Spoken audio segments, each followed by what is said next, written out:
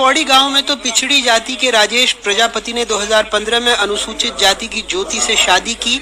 7 साल से सामाजिक बहिष्कार झेल रहे हैं। 5 साल के बच्चे तक के साथ गांव के बच्चे नहीं खेलते, ऐसा राजेश का कहना है। समाज ने जो कहा इन्होंने पूरा किया। कहते हैं वापसी के लिए अब भी 2 लाख रुपए की पेनल्टी मांगी जा रही है। आखिरकार पुलिस से इंसाफ के लिए अब गुहार लगाई है। ओबीसी में आते हैं, प्रजापति है, और हम एससी में आते हैं, आठिया समाज के हैं।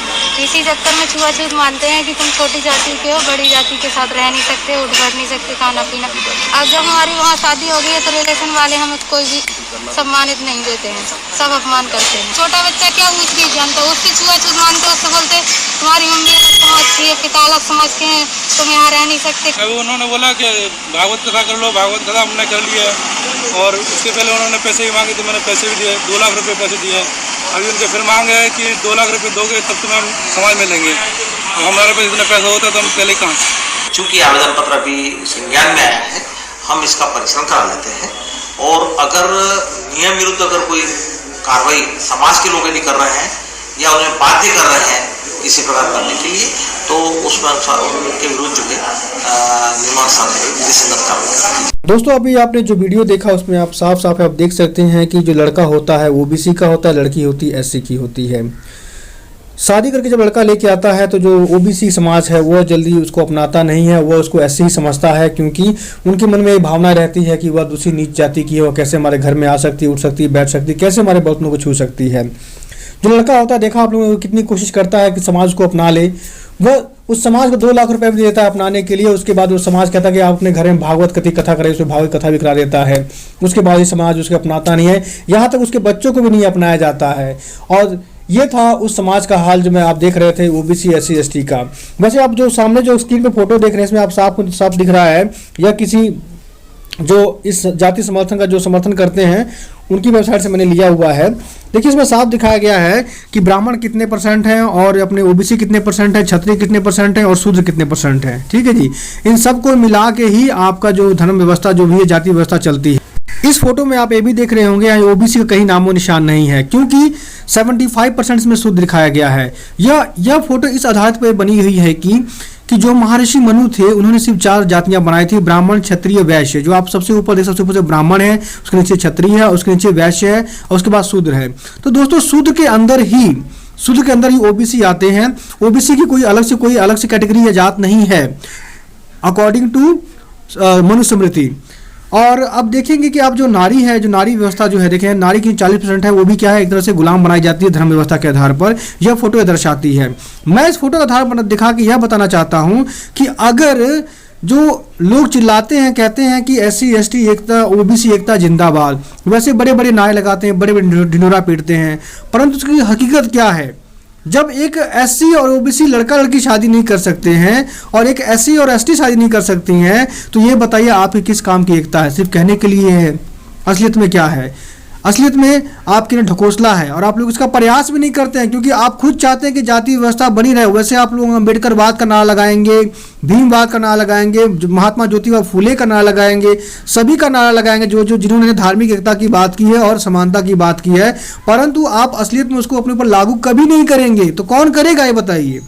जब आप लोग स्वयं इसको लागू नहीं करेंगे तो जो ऊपर की वर्ण व्यवस्था है वो कैसे टूटेगी? कभी टूट नहीं सकती दोस्तों, ये इसकी हकीकत है और इसके लिए कोई भी किसी ने भी कभी प्रयास नहीं किया है। दोस्तों अगली आप जो फोटो देख रहे हैं यह मुझे वह मिली है जो आरक्षण के खिलाफ है और जो आरक्षण का समर्थन नहीं करते हैं उन लोगों ने बनाई हुई है।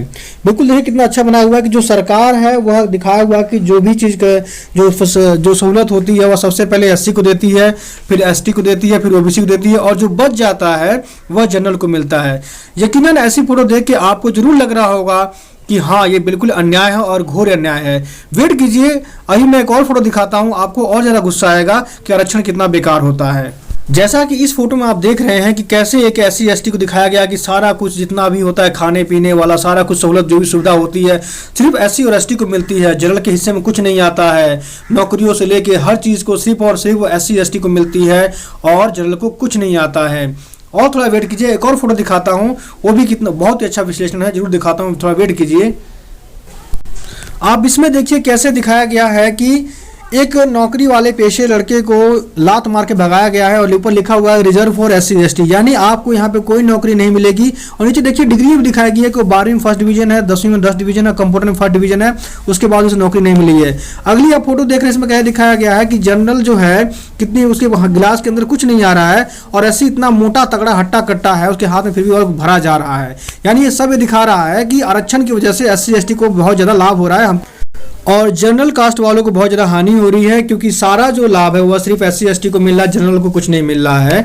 यह बिल्कुल ही ऐसा दिखाया गया है और लगभग एक बहुत से लोग सच भी मानते हैं और काफ़ी लोग इसको कहते हैं कि हाँ बिल्कुल सच है, क्योंकि उनको लाभ नहीं मिलता है।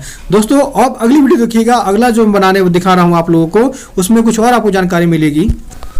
अब जो आप अगली तस्वीर देख रहे हैं इसमें क्या दिखाएगा आरक्षण क्या होता है, कैसे जनरल किया गया। जो दिखाया गया है कि जो 15% ब्राह्मण क्षत्रिय वैश्य हैं, सिर्फ 15% देश का है, उससे ज़्यादा नहीं है। और जो अन्य जातियां हैं वह 6743 हैं। उनके हिस्से में क्या आता है, यानी सब संपत्ति, सब जितनी संपत्ति है, खाद्य पदार्थ है और जितनी भी धन है, चाहे वो अचल वाला हो, वो सारा कुछ जनरल के पास में है और SC/ST OBC के पास में कुछ नहीं है। थोड़ा सा उसी में उनको आरक्षण के साथ द्वारा दे के गुजारा किया जा रहा है। यह तस्वीर दिखाता है, बिल्कुल तस्वीर सही है, क्योंकि देखिए ये जो पहली तस्वीर अपने दुकान में बहुत सारी तस्वीर दिखाई जो मैंने, वह जो तस्वीरें थी वो आरक्षण के समर्थन विरोध में थी और जो लास्ट वाली तस्वीरें आरक्षण के समर्थन में थी। दोस्तों मैं दोनों इसलिए दिखा रहा हूं ताकि आप लोग खुद ये तय करें आरक्षण सही है गलत है। अगर मान लिया आरक्षण गलत है तो ये बताइए कि ये जो जातियां हैं यह कहां तक सही है। जातियां भी तो गलत हैं, जातियां तो हटा दीजिए तो आरक्षण अपने आप खत्म हो जाएगा। यानी सारी मूल समस्याओं का जो जड़ है वो जातियां ही हैं और जातियों को खत्म कर दिया जाए दोस्तों तो ये बार बार देश में दंगे होना और ये जात पात का बार बार ढिंडोरा पीटना और राजनीति जो गंदी राजनीति होती जात पात के नाम पर वह खत्म हो जाएगी। और अगर मान लीजिए हम 100 करोड़ हिंदू ही हैं और 200 करोड़ जो जितने करोड़ हिंदू हम आगे भविष्य में बन जाएं तो वह सारे क्या होंगे, सारे हम सब एक में होंगे, हम में कोई भी भेदभाव नहीं होगा, कोई ऊंच नीच का नहीं होगा और हम सब में एकता होगी। परंतु ऐसा कब होगा यह देखने वाली बात होगी और कब कोई करता है इसके लिए, या कौन सा नेता आगे आता है जो इसके लिए कोई बिल पेश करता है, कोई ऐसा कुछ नया चमत्कार कर दे, कौन करता है ये देखने वाली बात होगी। पर कब करेगा ये भी एक अलग से बात हो सकती है। पहले से सुधार यह हुआ है कि पहले लोग एक परछाई से छुआछूत का भेदभाव मारते थे, परंतु आज का समय ऐसा आ गया कि लोग साथ में बैठ के खा रहे हैं और दूसरे से दोस्ती भी कर रहे हैं, अन्य जातीय लोग दोस्ती कर रहे हैं, चाहे गर्ल्स हो जो बॉयज हो, आपस में दोस्ती कर रहे हैं। हो सकता है भविष्य में ऐसा दिन भी आए कि सारी जातियां जो हैं जातियां मिट जाए और सिर्फ इंसान की जाति रह जाए और जातियों का विनाश हो जाए। मैं ऐसी कामना करता हूँ। दोस्तों उम्मीद करता हूँ आपको ये वीडियो बहुत अच्छा लगा होगा और आपको जानकारी जो मिली होगी आपको बहुत अच्छी लगी होगी। और दोस्तों अगर आपको अच्छा लगता हो तो दोस्तों इस चैनल को लाइक कीजिएगा, सब्सक्राइब कीजिएगा और कमेंट कीजिएगा। दोस्तों आप देख रहे थे भारत सवेरा। जय हिंद।